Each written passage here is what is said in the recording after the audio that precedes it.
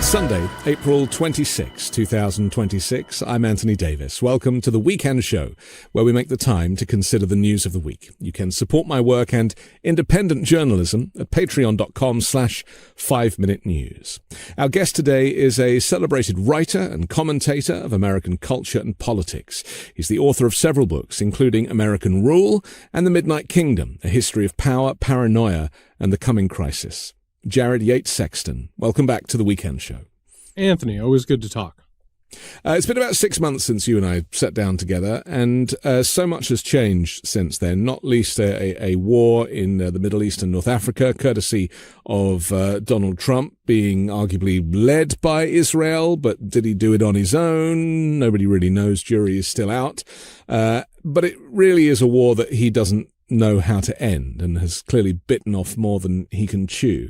But the effect of this war, certainly in mainland US, is an oil crisis that will lead to an energy crisis. And we've now heard from the executive director of the International Energy Agency that ultimately we're going to see no end in sight to this energy crisis. And if people are worried about $4 for their gas right now, it could go considerably higher than that. Do you think Americans really understand the snowball effect and the ramifications of something that's going on so far away? I think this is one of the most pressing issues that we're currently looking at. I mean, besides, of course, the slide into fascism and authoritarianism, which goes hand in hand, quite frankly, with all of this. And no, I don't think that most people do understand exactly what we're looking at. And I think there's a variety of reasons for that. First and foremost, I've taken to calling our economy the Wile E. Coyote economy. And if you've ever watched those cartoons, the coyote runs off the edge of a cliff and keeps running until he notices and looks down, and then he falls. And that's essentially what's happening in the United States of America. It's a confidence game. It's a Ponzi scheme. What we keep hearing is, oh, the stock market's going up, or, oh, oil prices have started to stabilize. And meanwhile, before this war even started, and before this energy crisis with all of its cascading effects ever started to come into view, our economy was on the precipice of falling apart already. And that's not just because of historic inequality. It's because it's been set up around a group of historically powerful and wealthy corporations and an innovation in AI that nobody wants, and nobody has any idea how to make it profitable outside of laying off roughly, 50 to 60% of the white collar population in the country, which last time I checked, and I'm not an economist, it would destroy the economy anyway. So this thing was always destined to fail.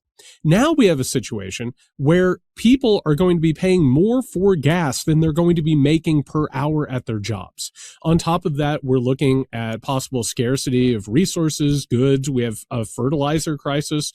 And the problem here is not only the corporate media doesn't want to talk about this, because to really wrap your heads around it, you would understand how many magnitudes of effects there would be. But there's a larger issue, which is that America has always had the privilege of not having to worry about the consequences of its actions. And in order for this thing to go forward, much like what happened with COVID, and I think what you said about Trump not knowing what to do at this point, it's really noticeable how much this actually feels like the beginning of the COVID crisis. And if you remember, and your viewers remember, we were told that it wasn't going to be a big deal. And other countries around the world were taking precautions and leveling with their citizens, which, by the way, leaders are doing right now with the energy crisis. But Donald Trump, of course, told people that it would just vanish. It would go away. There wouldn't be a problem. And then all of a sudden there's a cruise ship that got, quarantined off the coast. And he said, I like our numbers where they are. And then the next thing we know, one day everything shuts down and we end up in an existential situation. I think that's what's happening here. Because, you're a citizen of the world. You pay attention to what politicians around the world say. Almost every world leader at this point and their cabinets and their governments have prepared the citizenry for what it is they're about to face. People might not know this. They've taken emergency plans to the point where they're forcing people to telecommute to their jobs. They're telling them in some countries that you can only drive on certain days. Meanwhile, the UK is now floating the idea of rationing cell phone data. And if you look at all of these things, we're talking about a transformative moment that we are speed running into. And meanwhile, we have the exact wrong person in office who not only can't handle these crises, but also can't even level with the American people about them. That example that you give, where, the beginning of COVID, this really talks to Donald Trump's inability to think critically and his inability to kind of foresee problems. He has no real life experience. He doesn't travel. He played the part of somebody who did all those things on television, but he isn't that person. So as you also say, he's the wrong person for this job right now. Is it the case when he brags about, no other president could have gone into Iran and done what I've done, that it's precisely this whatever gene is missing or whatever gray cell isn't wired that made him do something that would have such a knock-on effect and of course he doesn't listen to expertise or doesn't read briefing materials. So we are dealing with a very isolated individual who's an egomaniac. That he's one of those people that thinks that if he squints, he can make something go away. Yeah. And I think to go ahead and take the 30,000 foot look at this, we need to understand that there's a reason why Donald Trump is president of the United States of America. It's not just racism and sexism, although those obviously play a major role in all of it. He is the embodiment of what America has become, which is a system that is rigged for the wealthy, powerful, and particularly white men. Donald Trump, from the moment he was born with incredible privilege. And we even look at the records now, Anthony, and there was a period of time, I think it was 2 decades, in which Donald Trump lost more money and was less successful than any other business person or individual within the United States of America. But going back to that idea of historic inequality, this system has been so rigged for people like Donald Trump, including our, tech oligarchs and the other billionaires. This is a system that has just given them free money and one win after another. And it is true that Donald Trump has failed his way throughout his entire life to the point that he became president of the United States of America. When that happens, you don't develop the necessary skills to face adversity.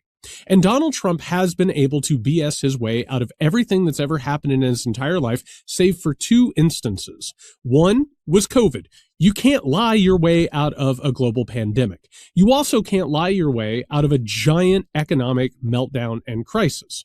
So now we have a situation where we've been told in this country that, there's a meritocracy, that the people who are wealthy and powerful are wealthy and powerful because they're so talented and they're so capable. Meanwhile, that's hidden a structure of white supremacist privilege.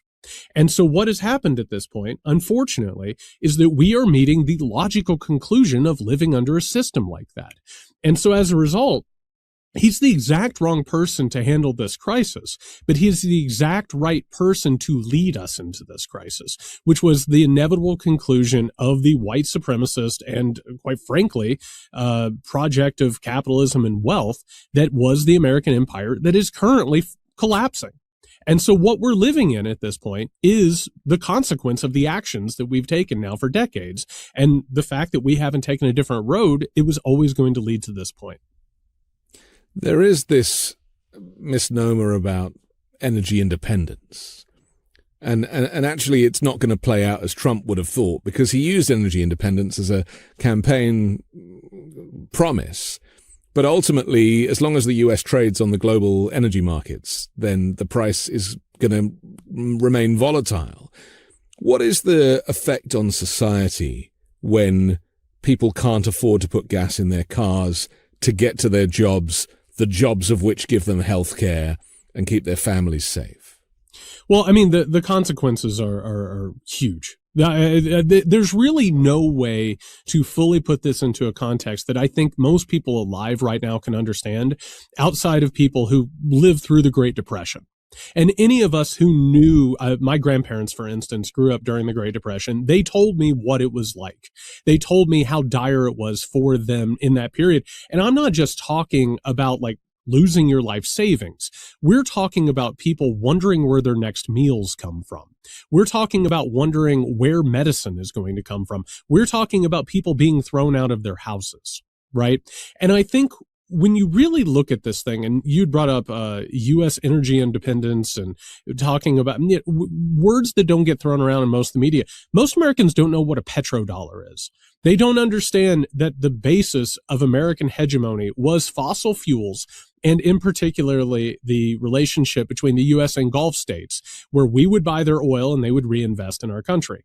To give it a little bit of background for people who might not understand it, this was the basis of our relationship with Saudi Arabia, where we bought their resources and then they reinvested. This is one of the reasons why you hear about Saudi Arabia investing in all of, these businesses.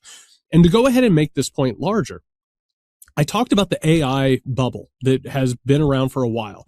People don't understand that the mass majority, most of the construction projects in this country are based around data centers for future AI. Basically, our entire economy is held up by a handful of overly powerful, overly rich tech companies that are international in scope. And quite frankly, they're held up by Saudi Arabian investments. And so what's going on in the Middle East now? Most of the oil producing states, they've already declared force majeure on most of their drilling and most of their refineries. You look at the numbers, and again, this is stuff that should be reported every single day.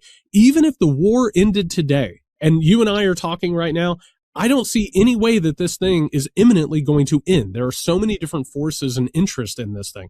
Even if it ended today, it would take forever for insurance companies to go ahead and let boats go through the Strait of Hormuz.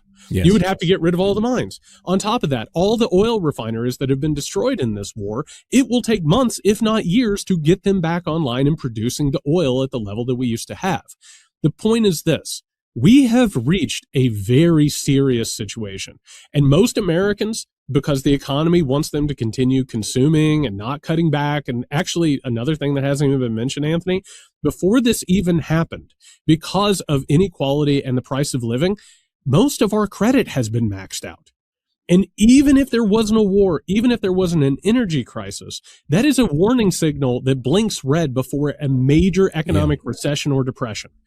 If we hadn't had any of this, we would have been lucky to not have incredible economic hardship. We're currently looking at a 4-alarm fire that I truly don't think most Americans are able to wrap their heads around yet. Part of the problem is that there's no media to report it because the Trump regime won't allow independent media or even legacy media who know how to cover these types of stories, but also there's no protections in terms of these statistical companies or departments that used to work for the government, running the numbers. Trump has got rid of all of this. So there is zero oversight, and it makes it harder for the American people to make informed decisions. I want to mention the AI for a minute, because to me, this is like a two-pronged effect. Up here, we've got this energy crisis that will cripple people at the pumps. And you mentioned fertilizer and agriculture and all of those things, of course, food supply, therefore. But down here, there's this kind of AI movement. And we just heard this week on Thursday that Meta and Microsoft are trimming their workforce by thousands as they make heavy investments in AI. And executives are claiming that the technology is meeting their company's productivity needs. It's about 8,000 employees losing their jobs in May. This is the start of what people like yourself and myself have been predicting in these forums, that on one level there'll be this energy crisis that is going to make life impossible for people who still have jobs. And then there are those people who are doing regular jobs that simply don't exist anymore. Yeah, and I want to go ahead. I want to say a couple of things on this, because this is the real meat of this situation. I'm glad that you phrased it the way that you did. What is currently being carried out, in large part, for anybody who was interested in these tech corporations and what they were doing, if you go and you look at their guiding documents and their papers and their books that explain their ideology, the plan was always to basically eliminate humans. Basically. And I don't mean necessarily kill people. I mean to get rid of all of these old institutions and jobs and careers. Their idea was that they would create a technology that they would control. And I think that's really important, especially considering what we now know about how much of the government, after Doge went in and cut everything apart, that wasn't just to steal money and lay people off. That was to install the tech corporation's technology in order to make it mandatory for the United States government to work. As all these people were laid off from the federal government, AI and all of these systems that were controlled, by the way, by the same tech billionaires who are anti-democratic and have allied themselves with Donald Trump and basically turned him into a puppet, they wanted to create a situation where their technology would more or less overrule representative democracy. So now we have a situation where people who went to school, and I count myself among those. I'm a retired academic. I went to graduate school because I grew up in an era where you did this, and then you got your forever job, and that was the job that you worked at until you retired. And then I got into it and I realized it was crumbling. It was falling apart. You have a lot of people who, by the way, not only went to school and went to a university, they racked up tremendous amounts of debt because there was a promise that there would be a well-paying career, that they would be one of the people in the meritocracy who is able to do things like buy a house and raise a family. And by the way, Anthony, while we're talking about that, nobody can afford a house now. Nobody can afford to have a family at this point. And we look around, we wonder why, new births are going down and why there's a demographic crisis.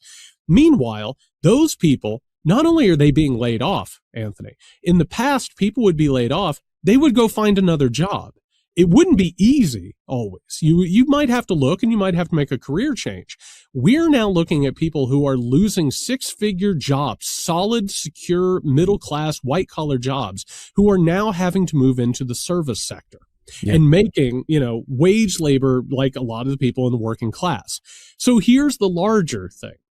That brings us to a crossroads. Now that we're talking about this, and now that we're laying the cards on the table about what it is that we're facing, we have a choice. And the choice is we can recognize that this wasn't a fair deal to begin with, that we were being manipulated, and that also led to the rise of right-wing fascism and authoritarianism. And we can do something about it. We can require change. And as a matter of fact, there's something you need to learn in your life, which is sometimes you have a setback. Sometimes there's a tragedy. Sometimes you lose something. That is both sad and terrible. It's also an opportunity to change. It's an opportunity to grow or do something innovative or to, find a new path. If we don't do that, we have a long history to look back at. I spoke of the Great Depression. Whenever there is an economic crisis that unseats the middle class, it leads to a larger societal crisis. And who picks up the pieces? It's either people who propose a new, more fair type of change, which, by the way, in this country, we had Franklin Delano Roosevelt, who helped people in the 1930s do just that.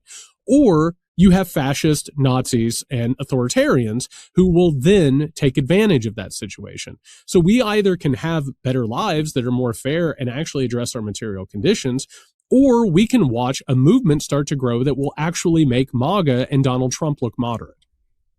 We're seeing that movement out of the Mamdani camp, aren't we? And there is some proof that this type of social democracy can function inside a capitalist United States. But the No Kings protest, for example, which took place a couple of weeks back, they reckon 8 to 10 million people showed up, but out of 330 odd million people, that is not many. Is the US cut out for standing up to this type of thing? Do people know how to go about starting their own form of revolution, or indeed focusing on the people, the leadership that have alternative ideas? Because it's hard in this landscape when, you can't really take time off to even go to a protest. If you do go to a protest, you might get assassinated by ICE and Border Patrol. I mean, things have changed dramatically since this regime took over. They certainly have. And I think you just hit the nail on the head. There are so many conditions in place right now. A system like ours, capitalism, or even just America in general, they are set up in such a way that over time that it becomes more and more precarious to actually stand up against people like this.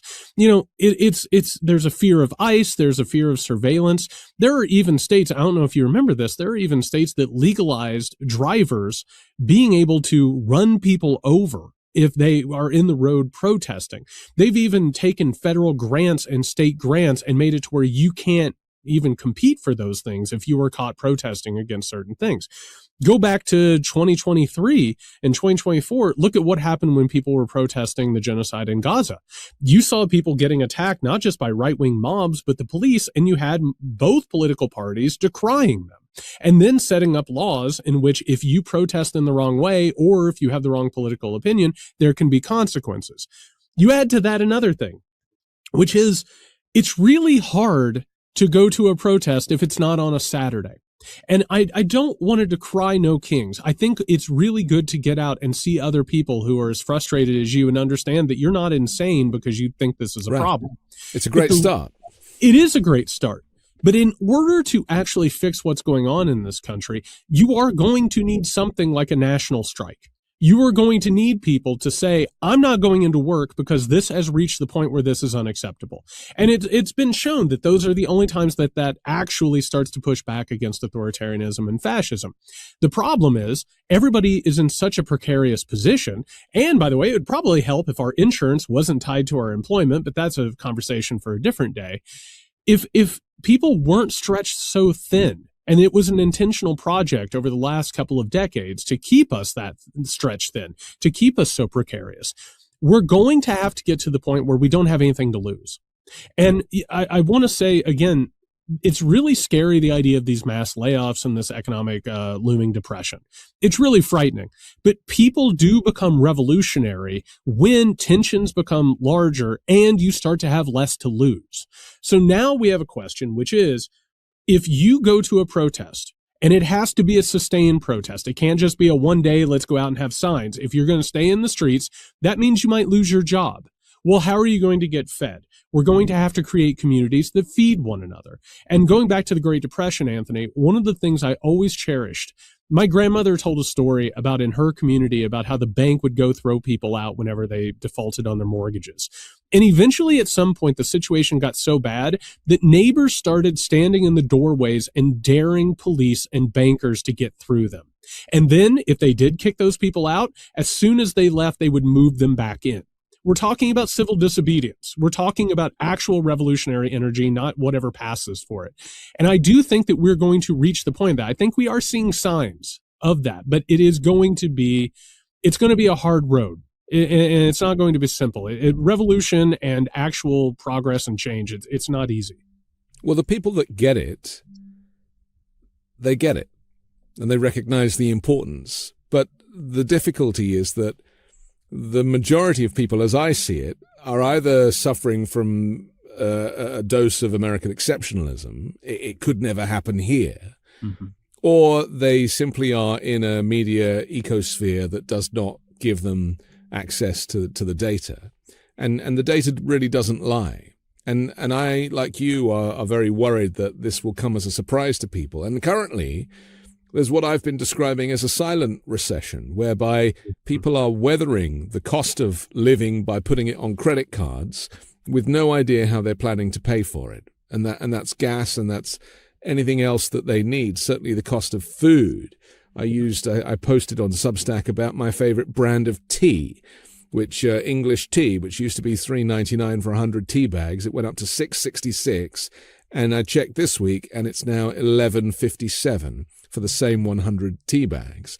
That is an increase of 188%, and that's just in the last 12 months. I mean, this is an example of what people are facing, and it just makes it unaffordable. So you either go without, or you're kind of left to fend for yourself. Yeah, and what you're bringing up, I think, it's the essence of what's happening right now. I think there's a lot that happens in terms of how we're manipulated. You'd brought up media a while ago. Our corporate media space has been completely bought up by a ever shrinking number of billionaires. Yeah. There's a reason why all of these mergers are happening, why you're seeing CBS go the way that it is. And quite frankly, there's even incentives in places like the New York Times that I don't even know that most New York Times writers understand why they frame things the way they do. But there's something to this. You can lie to people And you can give them a different sort of view of this. You can give them propaganda. You can, sort of manufacture consent with them. And even if they don't know the essence of it. So what we've talked about so far in this interview, we've talked about some deeper politics. We've talked about some stuff that we know because we study this. Because quite frankly, just to put it on the line, you and I are a couple of political sickos. We get into this, we look around, we see what's happening, and we figure it out. Even people who don't do that, they don't have the privilege to do that. Maybe they don't have the media literacy to do that. They feel it. Yes. That's what's happening right now. You're seeing a lot of people, and it helps to understand that a lot of the political phenomenon of the last 10 years has been driven by an emotional understanding of politics. And you see this even in like right-wing propaganda and conspiracy theories. For years, people in interviews would say to me, why do people believe in the deep state? And I say, because there's a deep state. Because there actually is. It just doesn't work the way Donald Trump and the people around him talk about it. It's an anti-democratic capitalist push within government that corrupted government, right? And keeps it from representing. And it's bipartisan. And it's bipartisan. Yeah. And then you look at other things where, I was looking at this the other day and people are like, oh, Donald Trump's poll numbers are lower than ever. Well, guess who has a lower poll number than Donald Trump? The Democratic Party. And it's not because they equate the two. It's because people want the Democratic Party to stand up against this. And they understand. And one thing that I've seen in strategist circles, because I'm on some of these calls, I'm in some of these discussions, there is a growing divide between the Democratic Party and what they would refer to as the groups or the base. And it's a lot of people who say, hey, you want me to vote for this? Why are you letting this happen? Something doesn't feel right here. Right? Something feels like you're cooperating or you're at least enabling this.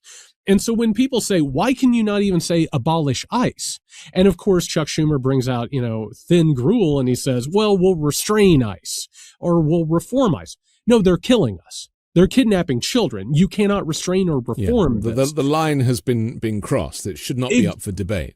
Exactly. And so that's what's happening right now, where the fact that there's such a divide between what people feel and what's being represented, it creates an anger and a desire for change. Yeah. So a lot of people, and just one quick anecdote, Anthony, you see this in small things that you don't always connect the dots with.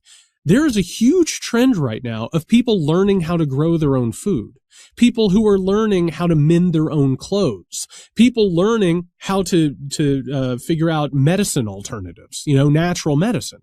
That's not just happening because these are interests. It's happening because we all feel it. We all know that a lot of the supply chains and a lot of the things are going away. We know that we're going to have to do this. And meanwhile, people are talking about, well, I really have to get to know my neighbors. I've gone too long without doing it. I need to create associations. We're unconsciously creating the apparatus that we're going to need for small d democracy. But we don't necessarily understand it because many of us have been drowning in misinformation and disinformation our entire lives. One thing that's come out of this energy crisis, and we're only really 2 or 3 weeks into it, is that many nations, and I include the executive director at the International Energy Agency, who has said that nations are losing trust in fossil fuels because of this. Yep. And despite Donald Trump's efforts to demonize electric vehicles and wind and solar over the last decade, what he might inadvertently have done is push the US and the rest of the world to take renewables much more seriously. And a key effect, this is basically what the guy at the EAA said, that a key effect of this war is that countries have lost trust in fossil fuels and that demand for them will reduce. That means that subconsciously or unconsciously, Donald Trump's hatred of these renewables and the Green New Scam, as he calls it, is actually going to hopefully benefit the US and the rest of the world in the long term, because the cost of energy could come down. Anthony, this is why you are one of my favorite people on the face of the earth to talk to. This is a concept that I don't think most people are able to wrap their heads around, and it's hard to even start the discussion of it. But I want to bring it down a little bit, because in order to understand the fossil fuel connection and the economy as a question, again, it brings up specialized knowledge. So let me go ahead and let me bring it down to a smaller level. There was no reason for the United States of America to continue going down the fossil fuel direction. Everybody has known, and for people who don't know, the energy companies have known about climate change since the 1950s. That's right, 1956, I think. I believe 56. Yeah. And so what happened? Think about like what happened with tobacco, right? They learned. Tobacco and the energy companies learned together that they needed to create an alternate reality that they controlled, to have a bunch of scientists to create doubt. Meanwhile, the energy companies, because of how much money they were making, they became interconnected with our CIA and our military. So a lot of the things that have happened over the course of, since post-World War II, so we're going on about 80 years now. What has happened over the course of those 80 years is that entrenched wealth and entrenched power in the United States of America has been completely connected to fossil fuel. So as everybody understands, and I'm so glad you brought up like the feeling of it, because going back to the unconscious understanding, we all understand climate change is happening. Whether or not we deny it or not, we know it is, because we've lived on this earth long enough to understand that something's wrong, right? Mm-hmm. Your political ideologies might keep you from admitting it, but even things like the war in Iran, even before it, the war in Iraq, that wasn't just resources. That was also an understanding that something was coming down the pike, that this was a finite resource, and that power, particularly for a period of time, was going to depend on who controlled it, but also the people who ran the military-industrial complex, who controlled government, paid for all these things. They undercut all of these alternative fuels and everything that, by the way, it didn't just make climate change worse, Anthony. It stalled out our economy and innovation. And I'm not a neoconservative. I'm not a geopolitical, realpolitik guy. But if you got me in the room, I would say you have more or less signed the death certificate for American hegemony in the future if you don't accept the obvious need for replenishable energy. And guess what, Anthony? One country in particular understood that. And that country, shocker of shockers, is China. Yep. And so what we've actually seen now, and again, we can't get too deep in the weeds, we've actually seen capital leaving the United States of America because we don't have these things. We didn't take it seriously because it wasn't what made us powerful in the first place. It's fleeing us and moving to China. So meanwhile, as we make the situation worse, and quite frankly, this is a suicide cult. It's a death cult that we're currently dealing with. That's what fascism is. It's not going to solve the problem. It's going to make the problem worse. Meanwhile, other countries, you'll notice what they're doing. They're moving away from the United States of America. Not just because we're betraying them, not just because we're unreasonable, because they recognize that we're going down and they don't want to go down with us. So they are making their own plans. And weirdly enough, and I think you nailed it completely, what we have actually seen put in motion is the death of the fossil fuel state and the fossil fuel epoch. It's going to move towards something else, but we're not going to be in control of it, which works correspondingly with the death of American empire and American hegemony. The system that we have lived in is now dying. We're not going to fix it. We're going to suffer the consequences from it. And meanwhile, everyone's going to have to start looking for alternatives because it's become untenable. And this is precisely the thing that Trump's inability to think critically or have the ability to read or take an interest in anything that doesn't have his name in the title. Yeah. This is the fundamental kind of gap in his knowledge. And remember, all this started was because of his golf course in Scotland, where there was a wind farm off the shore and he didn't like the view. And so he started making up all this stuff about windmills rather than wind turbines and cancer and birds and whales, which was apparently a report on fossil fuel usage in the country of Wales. And he misread that to think that whales were somehow killed by wind turbines. We are dealing with somebody who is bonkers. But his insanity is dangerous in this moment because people will need to get from A to B. And interestingly, the interest in electric car sales has gone up significantly in the last few weeks, despite Donald Trump rubbishing them for as long as we can remember. He doesn't really understand the bigger picture. And this is really important because the rest of the world is getting out ahead. Yeah, and a quick anecdote before I get into the longer answer. Who is making the best, most affordable electric cars? China. And they're not coming to the United States of America because, much like what the entire Trump push has been, it's protectionism. Yes. Because the United States of America could no longer even compete in the markets that it created. In essence, capitalism left America behind. It used us like a parasite, and now it's ready to jump. Right. So what has happened at this point, and to go ahead, and I'll get to Trump in a second, people need to understand that like when the Green New Deal started coming around, that wasn't just a program. It wasn't just for addressing energy. That would have been, deep down at a material level, that would have been a revolution of power. It would have changed who had control over all of these different things. That's why it had to be destroyed and ridiculed. Here's the thing, Anthony.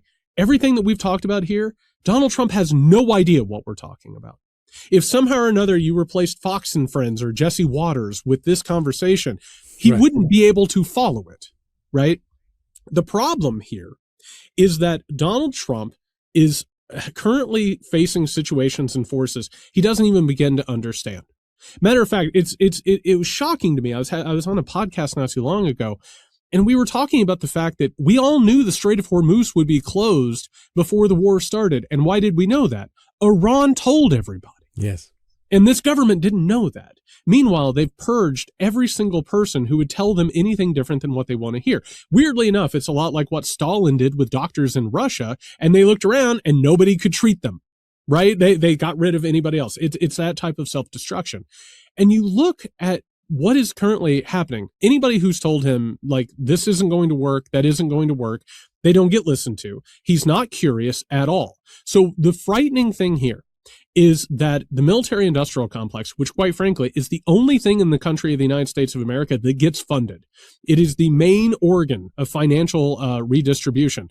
Right. It is under the direct control of Donald Trump, who has no idea what he's doing. He doesn't understand what anyone's telling him. And quite frankly, all he can do is rage against a situation that he doesn't know what to do with it. And I think the American empire needed to end. I think hegemony needed to end. I think globalism needed to end. But you needed somebody with a deft touch and at least curiosity and inventiveness and at least intelligence to do it. This is the equivalent of someone trying to remodel their house by burning the thing down to the foundation.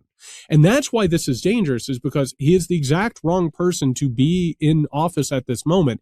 But again, it was almost inevitable considering the material conditions that we were living under.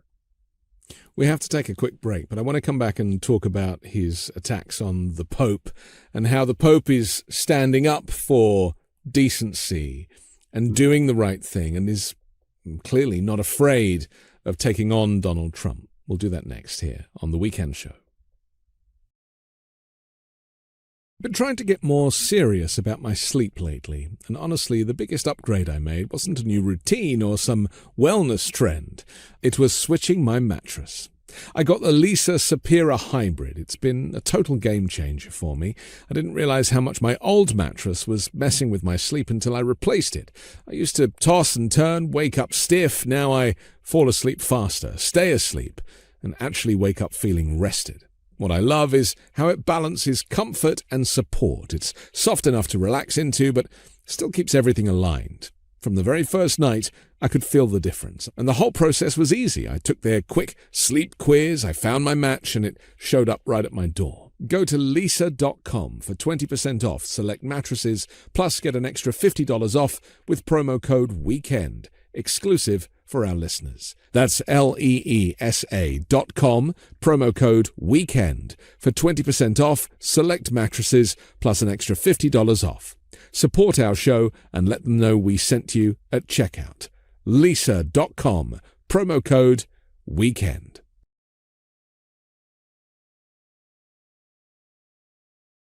When I first started my podcast, I'm not going to lie, it felt like I suddenly had 10 jobs. I was figuring out scripts, recording, editing, branding, even little things like logos and posting schedules, and every day there was something new to learn. It got overwhelming fast. Starting anything on your own can feel kind of lonely too, like you're making every decision without a safety net. That's why having the right tools makes such a difference. For millions of businesses, that tool is Shopify. Shopify is the commerce platform behind millions of businesses around the world and even powers 10% of all e-commerce in the US. Whether you're just getting started or already growing, it's like having a built-in business partner. You can create a beautiful online store with hundreds of ready-to-use templates, so your brand actually looks like how you want it to. And Shopify's AI tools can help write product descriptions, headlines, and improve your product photos, so you're not stuck doing everything from scratch. Plus, it helps to get the word out. You can easily run email and social media campaigns so you're reaching customers wherever they are. And the best part, you can manage everything in one place. Inventory, payments, analytics, it's all there, which just makes life way easier. And if you ever get stuck, they've got 24/7 customer support, so you're never really doing it alone. Start your business today with the industry's best business partner, Shopify, and start hearing... Sign up for your $1 per month trial today at shopify.com/weekend. Go to shopify.com/weekend. That's shopify.com/weekend. We're back on The Weekend Show with Jared Yates Sexton. I'm Anthony Davis. Pope Leo has said the world is being ravaged by a handful of tyrants who spend billions on war, in comments that will be seen as another sharp escalation of his almost week-long feud with the White House over the US-Israel war on Iran. The first American-born pontiff did not mention Donald Trump by name, but used his speech in Cameroon on Thursday to denounce leaders who invoke religion to justify violence against other countries. The Pope... I mean, I think it's very interesting timing that we get an American Pope right now. I think it's actually very, very useful, because he doesn't seem frightened to hold a mirror up to America, and certainly to Donald Trump. And Donald Trump obviously is furious that Pope Leo has kind of liberal leanings, knows that his brother is MAGA, and that kind of makes things okay and keeps reminding us of that. But this actually goes much further, because the war in Iran is seen by some, certainly Pete Hegseth and others, as a holy war. Yeah. And their kind of Christian nationalism and their views on, the end of days and Armageddon and all of these things are baked into this conflict. And if anything, it wasn't just Benjamin Netanyahu that was encouraging Donald Trump to do this, but Pete Hegseth, as the Defense Secretary, or Department of War Secretary, as he's renamed it, also had a vendetta that he intended to see through. And we recognize that, Trump is easily swayed. He's probably hearing different things from different people, not least other Gulf nations too, not least Saudi Arabia with their own position on this. And so this has become not just a war that is fought in a traditional sense, but it is also being fought intellectually as well. And I wish that people recognize that the Pope is actually, he might be, surprisingly, he might be our kind of way out of this, so that people know that there is a difference between good and bad, right and wrong. Trust the Pope. He's not going to let you down. I mean, there's been some popes who have let us down. I would say that this is one of the least understood and most important situations of our modern moment. And allow me a second to explain why. When I wrote The Midnight Kingdom, one of the things I did is I went back to the merging of Christianity and power, going back to the Roman Empire. And what I discovered, because I'm an ex-evangelical, I grew up in the evangelical church, and so I had my own feelings about religion.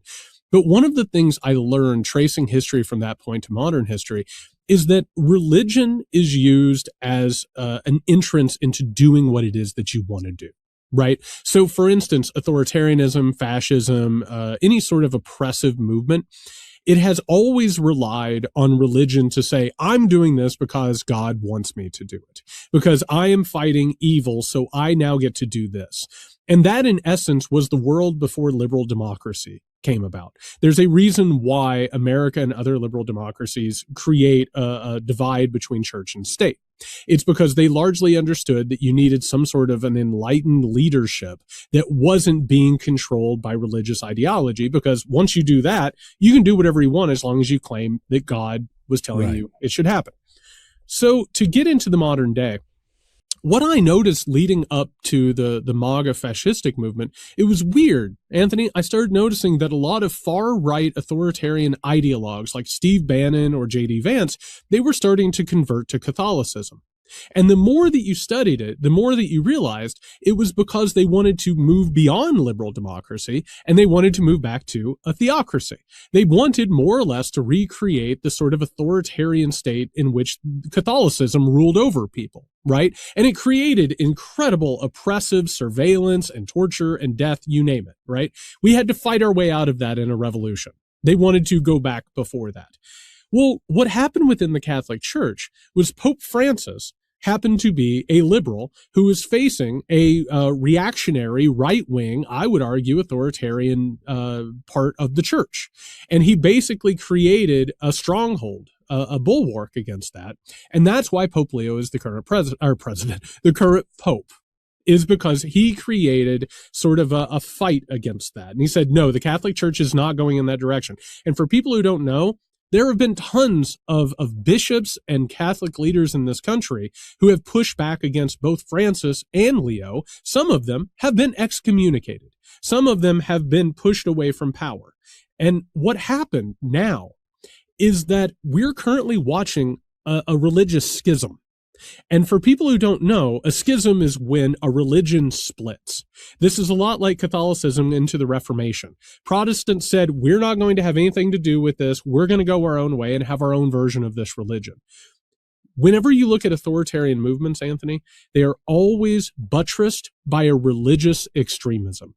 They always create a nationalistic, conspiracy theory, oppressive, authoritarian version of their religion. It happened, the fascists partnered with the Catholic Church at the point, the Christians, the Nazis created a thing called positive Christianity before Nazism became their cult. Christian nationalism in the United States of America is that vehicle. And one of the things that we're watching right now, Donald Trump is not religious. He's very uncomfortable with all of this stuff. I know it, you know it, everybody watching it knows it. That's why this Pope situation is so obviously lopsided, right? And one of my favorite things ever, because Donald Trump's stupidity is oftentimes humorous, his post that said Pope Leo is weak on crime. Yes. Right, which is an incredible. And he's not very good at his job. Don't forget he's that. He's not very good at his job. I was thinking about, well, what is the job description for poping these days? I mean, really. So to get this to where we're going and why I think this is so important. Yeah, you're noticing, and people all the time now are saying, "Oh, MAGA is deserting Donald Trump." Right? He's losing supporters, which he is because of Jeffrey Epstein, because of his obvious corruption, because of this Christian stuff, and because of Iran. A lot of MAGA people are moving away. I think the most visible one is Tucker Carlson, right? Yes. Who's now saying he regrets ever endorsing him. But if you actually look at it, they're not moderating, Anthony. They're becoming more radical. In fact, the main criticism of Trump at this point is that he's a moderate. And the stories that I'm hearing in my research, because this is my corner, this is the type of weird stuff that I like to study. The workaround that they're creating is that Donald Trump was a divine agent. God did choose him, and he did keep him from dying in Butler, Pennsylvania. And some of them even now are questioning what that was. But they believe that he was a divine agent, but that he's been beset by evil spirits, more or less demonically possessed. Right? And by the way, that he's being controlled by satanic Jews. I don't know about you. I study history. That sounds a lot like a stab in the back myth that we saw in Nazi Germany. So what are we now looking at? We're looking at Christian nationalism starting to exert itself through Pete Hegseth, through J.D. Vance, Tucker Carlson, a lot of these neo-Nazi groups. They're starting to push for an American version of Christianity that centers American exceptionalism, racism, sexism, patriarchy, all of that. It is going to be the ideology and the quote-unquote religion, it's a cult, that is going to allow them to continue to try and destroy democracy, even beyond Donald Trump. Some of these lobby groups and think tanks, the Heritage Foundation springs to mind. But even Palantir, which is that kind of weird tech surveillance company that has all these government contracts that Peter Thiel started with others. I mean, they put out a manifesto in the last week or so listing this, this very kind of tech-heavy attitude towards society. And then you have the Heritage Foundation putting out Project 2026, I think, which is all about stopping women from working and men being the dominant force and just trying to get things back to a kind of 1800s or more than 1900s, but terrifying levels of diktat and leadership coming from these people. In the past, these might have been considered fringe, but both the Heritage Foundation and Palantir are at the center of the US government now. And that if they do make these pronouncements, and it's very unusual for a tech company to kind of give its opinion on the way that government should run, but they're only doing it because they know they have an audience for it. And in this case, potentially an audience of one. That's exactly right. And one of the things here, and I'm glad we've got onto this. This is the stuff that needs to be talked about. There is currently a power clash, but also power sharing alliance that has taken place that has created this. First of all, everyone thinks that MAGA is homogenous. It is not. It is a lot of different special interest groups that are lashed together and are currently coming apart. There's something else that's taking place in this as well. You brought up the Heritage Foundation, all these think tanks and institutes. These have been funded and powered by what I refer to as the wealth class. We're talking about multimillionaires and also some small billionaires. For people at home, think of the Koch brothers, right? Who have done everything in their power to fund these institutions and attack representative democracy. As they've attacked it, they have also created a redistribution from the working class and the middle class to the wealth class.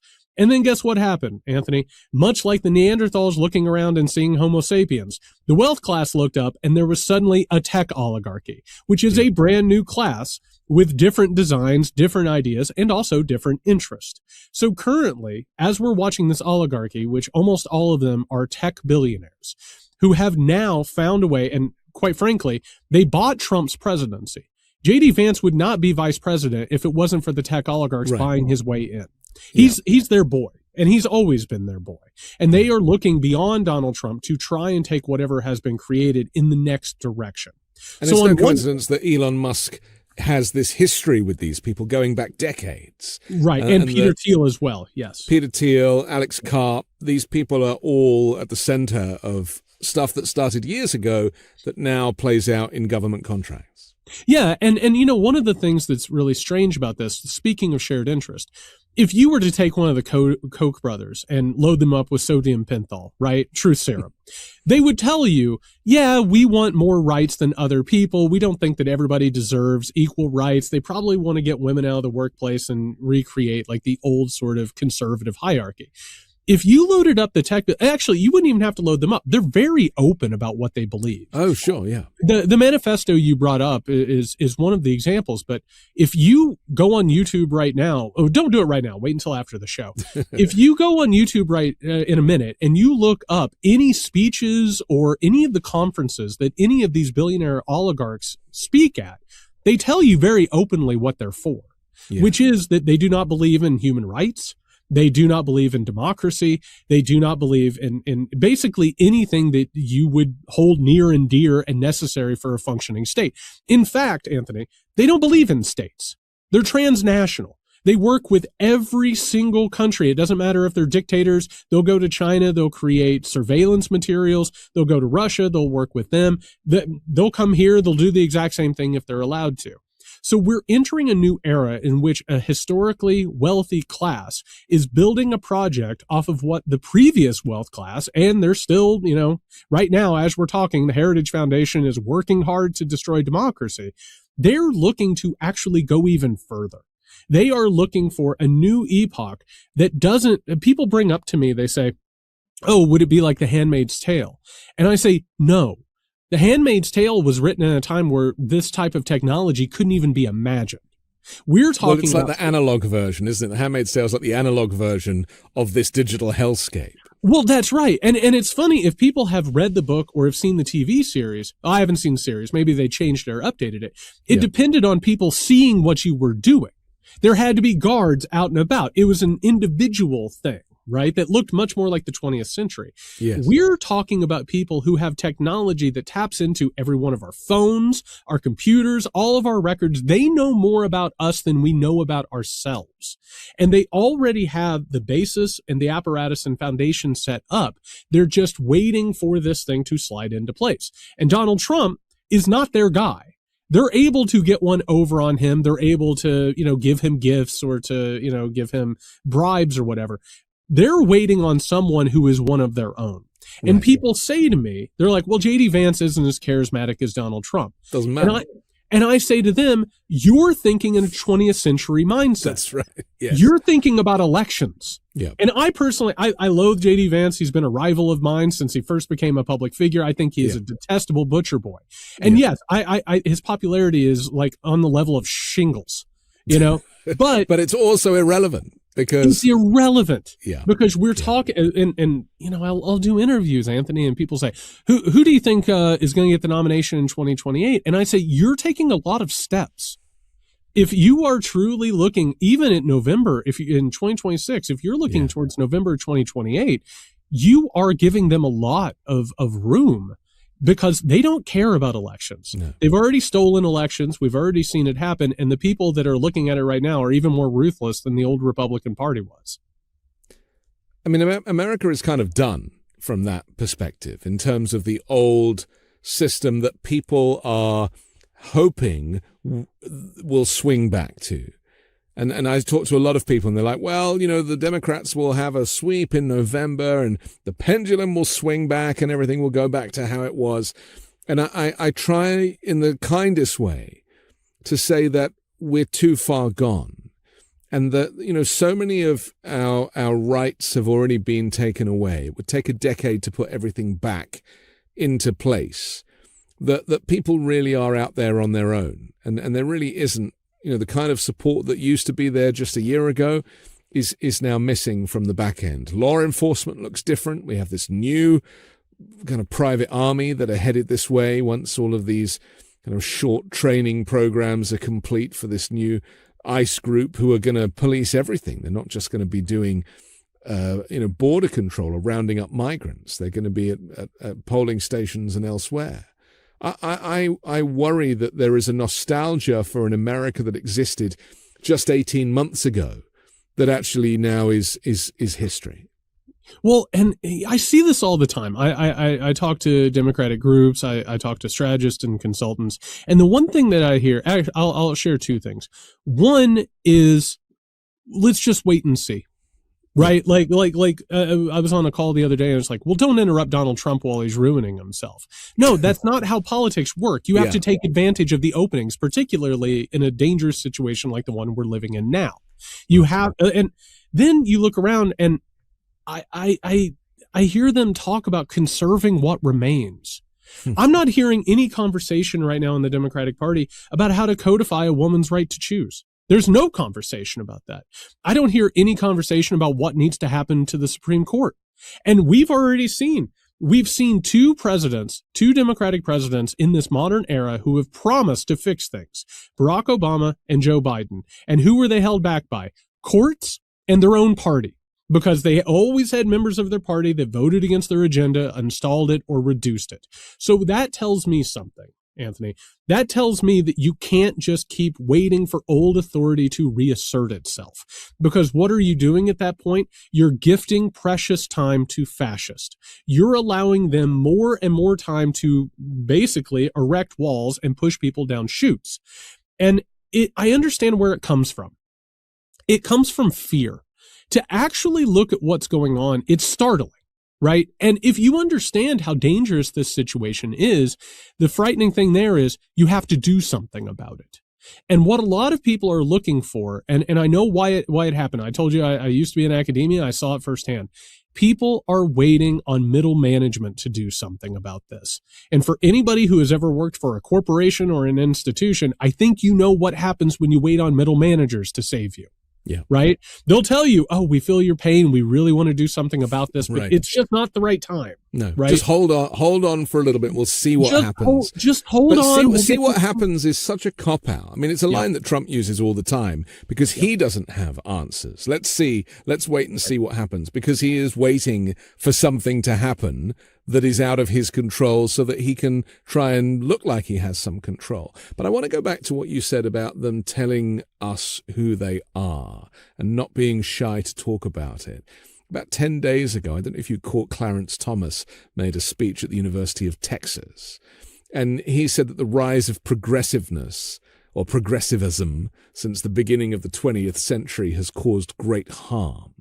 Now, and then he was even speaking from memory, I think, about Harlan Crow and like celebrating this character that we have learned has become one of the great supporters of Clarence Thomas. But it was an expose on the bias of the Supreme Court, this Roberts Court, but also that everything we feared about Clarence Thomas is entirely true.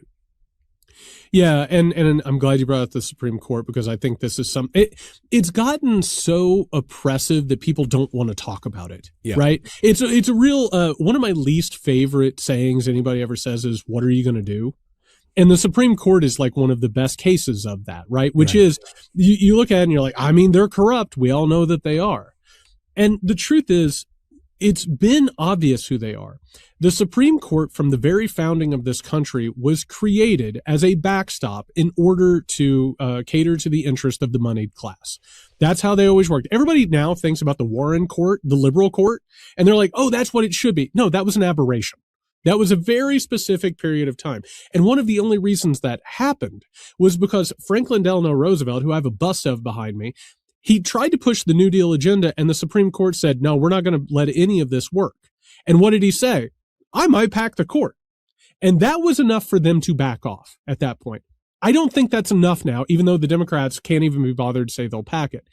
And I think we've arrived at a point where we need to start having other conversations, which include, and this is very scary for people, Anthony, not listening to them. Yeah. Borrowing a page out of Andrew Jackson's book in which saying, let them enforce their decision. Then on top, Donald Trump has already made it very obvious that you can get away with that. He's already shown that there is an opening for it. Also, while you're having this conversation, I don't think packing the court is the answer. Why? Because that just sets off something like what's going on with redistricting now. You do this, I'll do this. So why don't you start having conversations about either abolishing the Supreme Court or democratizing it? Well, I would love it if we got to vote on Supreme Court justices and they had a term. And I understand that people say, well, that's why they have a lifetime commitment, so that they're not swayed by that. I don't care. Yeah. Look what it's gotten us. Right. And we know now that it doesn't matter. The other day, I don't know if you saw this, the memos came out from 2016 in which Barack Obama's EPA was getting ready to put forward, some regulations. And John Roberts, who, by the way, is being held up as like this institutionalist, his honor is above reproach, even though his wife is out there corrupt as, Clarence Thomas. Right. With the flag upside down and everything else. And then you look at it and you say, oh, why was it an emergency proceeding? And Roberts lays it out. They can do this because their main concern is the protection of moneyed property. They don't see government as and they'll tell you, their books will tell you, their universities will tell you, their papers, all of it will tell you. Their main goal is to protect moneyed interest over the tyranny of the government. And that is why so much of this is happening. So saying we can somehow or another reform this or work around it, you're living in a fantasy. Something has to change. And it has changed in the past. The Senate, people don't know this, didn't used to be directly voted on. It used to be appointed by legislatures. You can change these things, and that is going to be part of the eventual revolution that is going to actually save this country. But people have to get over this timidity. They have to get over this hand-wringing over like conserving these things or giving them honor that they don't deserve. Finally, let's look at how the rest of the world sees America now. Off the back of the war in Iran, failure to support Ukraine in the war with Russia, the tariffs, which of course got struck down by the Supreme Court, Trump now having to issue refunds, to the tune of 600 billion or thereabouts. I'm sure that's going to play out really well. But the rest of the world has lost the trust of America. The transatlantic alliance is clearly broken. Trump was threatening the UK about ownership of the Falkland Islands this week and being like, oh, well, maybe we need to look at that. I mean, it doesn't make any sense what he's saying. But even so, this kind of emotional blackmail is at the fore. We're seeing Canada now with a majority for Mark Carney. To me, that was very telling that people are ready for change. Gives Canada leverage to join up with other nations outside of the US, Mexico too. India kind of sidelines. Trump called it, I mean, I can't remember the word he used this week, but he was very rude about India, which should be one of our largest trading partners. He's dropped that one. They're now with China and others. So we're seeing a realignment of the world order. We're seeing a realignment of international trade partners. And then, of course, there's the energy crisis, which is going to mean that people are going to aim to be more energy independent and hopefully more renewable with their supply. So what does this say for the future of the United States with the rest of the world moving on from these age-old alliances? I'm going to start by saying something that might be uncomfortable for some people or controversial. I'm glad that people are starting to understand that they can't trust the United States of America. Since the end of World War II, I mean, we can go back to the very beginning of the country, but starting with the end of World War II, the United States of America has waved a flag and talked about benevolence and how we have the best interest for everybody at our heart. Meanwhile, our CIA has gone around to nearly every second or third world country, overturned them, carried out coups, murdered their people. We've worked with dictators to enslave their people, to put down any sort of democratic representation. Like, it's good that it's coming out. And I like to explain to people, it's a lot like a dysfunctional family, that perhaps they have an alcoholic father. And if the alcoholic father is just drinking behind closed doors and no one notices, there's a corrosiveness to it. There's a rot to it, right? And eventually at some point, it's going to get out of control and you're going to have to talk about the problem. And I personally, I'm tired of hearing there's nothing wrong with America that America can't fix, or this isn't who we are. This is who we are. This is who we are without that star-spangled veneer. And it's gotten us to this point in 2026 in which we're seeing the logical consequences of living like this.